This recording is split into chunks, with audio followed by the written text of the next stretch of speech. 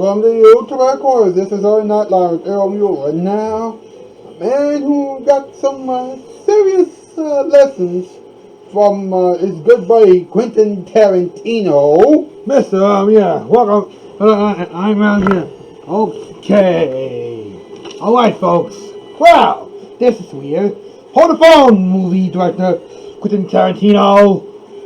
We all know there are some lessons that we have for us tonight. But I'm here to give lessons with you so tonight. It's all over. The media after making once upon a time in Hollywood. Quentin, like Tarantino said, the young mind was able to mix Brad Pitt and Margot Robbie under strange twists. In other words, he made Once Upon a Time in Hollywood look like the Once Upon a Time in Mexico by Rodriguez. See, even if this movie gets too many ideas here, you can't expect things to get to a test of it.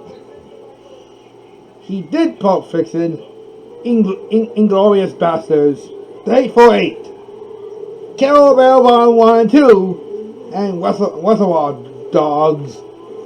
They give it any sign treatment for all these movies. But Quentin Tarantino makes movies to look like a joke. Quentin Tarantino, truly, we might got one thing after the mix-up, but all in all, you made up a quiet bunch. And now, ladies and gentlemen, we present to you Mr. Randy Orton. I'm kind of why I said up about this, but to talk about this one, we know everything we know that. Lift him up. We know everything know that here. From Robert Rodriguez to Stanley Kubrick, Stephen King, Steven Spielberg, but Christopher Nolan, and James Gunn. Quentin Tarantino makes movies that act like comes from the grindhouse of ways, but still come up from the age of the movie that makes everyone else believe in so much ideas here. I tell you, folks, to kind of point it out here, but have we still been the same question we understanding? Take it from me. We're in the middle of another movie deal. I mean, look, Quentin Tarantino, make out the Black Widow on Edge with Scarlett Johansson suing Disney for that year, but Sansi and the Ten Rings and the Eternals, Spider-Man, No Way Home. Guess we know that this movie is gonna get even more credit than needs to be. I know I deserve to get the front line of the cut here, movie dears, but Quentin Tarantino needs to make these hashtags. I mean, he did good movies from Pulp Fiction, Kill Bill, for 1 and 2, Grindhouse, and many others. But Glorious, Hateful Eight, but Django Unleashed, fine to me. You can't expect this movie to get so worked up here. You cannot say the bad words here. I mean, give some highlight. Give some highlight. Management Grid said, Rosanna Dawson, and even Vanessa Felton hitting Rosamund Gunn's big movie time scenes. Now you're really asking for Under the Seas Part 2. It's time for a commercial. More after this.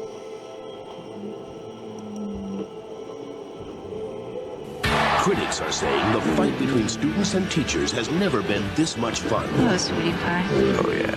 The faculty is consistently funny and clever.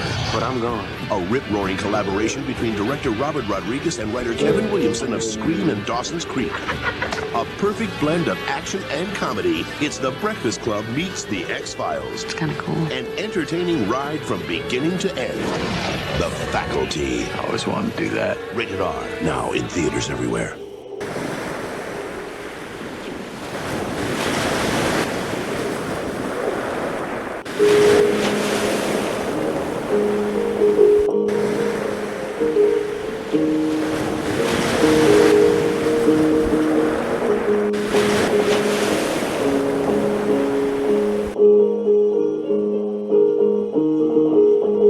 Trump the Cowboy and the Bartender in this week. In a world where all kind of breakfast meats are put on the side here, there's a man who makes movies that's so good it actually kick a buttocks off any movie directors who doesn't understand the whole film movie or the whole show the stakes here, like Robert Rodriguez, or even James Cameron. One guy who understands the whole truth of action and comedy and makes clear on one thing we haven't said for a long time. Sweets. Not now, cowboy. I'm going to say it here. It's the great man of all time.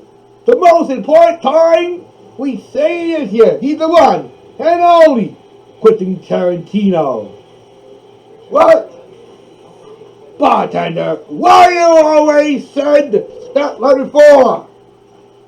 Now, you two are still doing what you always is. Now let me finish what I tell the fans. And I don't want you to wonder again. Quentin Tarantino! Whoa! Now you gotta make sense here, Squeaks. You trying to do a trailer for documentary of Quentin Tarantino, and yet you still make it look like a B exploitations, horror movie, action, and comedy.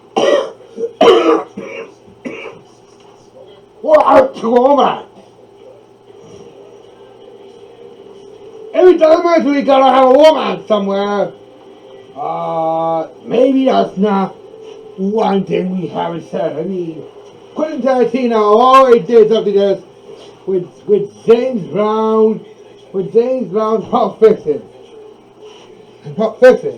But when it Hateful Eight or Django Unleashed, there are some movies that even we see fit. Yeah, kind of like what you said, bartender. You already knew of how long, but we're not talking about how they booking big movies for bad movies. Yeah, alright kids. Now corner set. Now I want you to see the bag of skeletons in the closet when you head back to school, because I know Quentin Tarantino is still at home, but we need to make sure that his movies cannot invade in second to mine. Belle, what are you doing? Quiet. I'm doing what I always knew when I was about to make a career of myself here. So in honor of this summer school about to end on August 24th, which I know was going to happen, I decided to hold a movie festival. A movie festival? What? Sir, the only guy who has had a movie festival is Robert Rodriguez. But all this time, you already knew of how long everyone else it seemed to be. Well, how how about from a week ago? Maybe that film will get Quentin Tarantino a wide leeway here. But that movie doesn't seem to work around here. They say they make it look like the First Cars meet the X-Files, or Kuzo meets Lassie. How about Jason versus Kelly? Oh yeah, that movie is so good too. But Quentin Tarantino makes this whole movie like the back kind of this comedy of the Saturday Night Live comedy club, and kind of pointing out fact is that we're in 12 with the 12th anniversary week, and we are in week 4. Wow, can't say you are in week 4. They would not say what's going on in week 5. Actually, we're in week 5 now, and the final one, week 6, it comes well, 10 years was 12 anniversary, and we still haven't really talk about Mark Henry yet, and I think we need to talk about Mark Henry again. Okay, but Quentin Tarantino, if I know if you're saying this, and I kind of believe what it says here, we really take account for the most certain scenes 4 times here. But don't take my word for it. If only you could take these ideas here. I'm only twice to hold what they always know. To kind of understandable of what else that this film got that they already had. Good movies that ends with the hero heroine get the son of the biggest villains. Or like Zango kill one of his men. Or maybe that those girls finally take down Stuntman Mike in Greyhound's Dead Proof. Or how about those two guys accidentally shot Marvin in the face? And I say, not the face, Marvin, not the face. Whoa, looks like those kids are doing a scene when they accidentally shot Marvin in the face.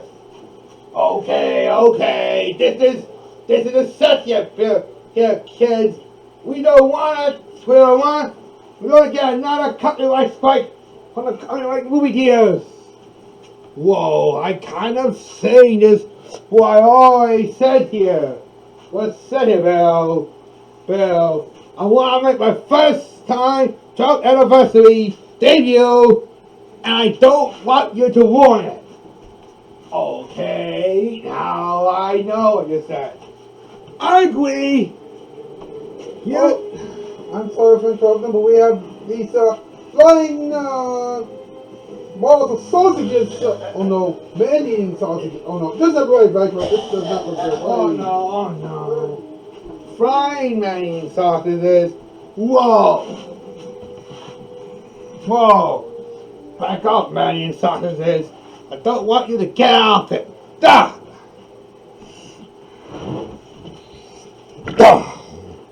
Whoa!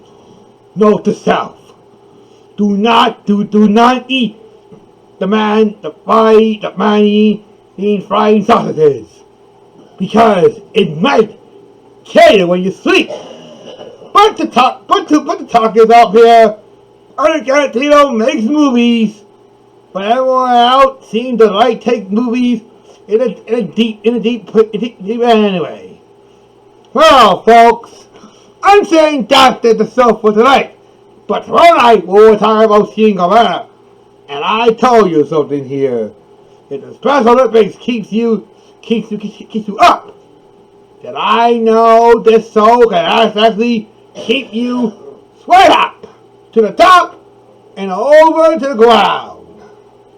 Well, don't blame me. Blame the folks. Well, anyway, that's the news, and I'm off here. Ah, Salavisa.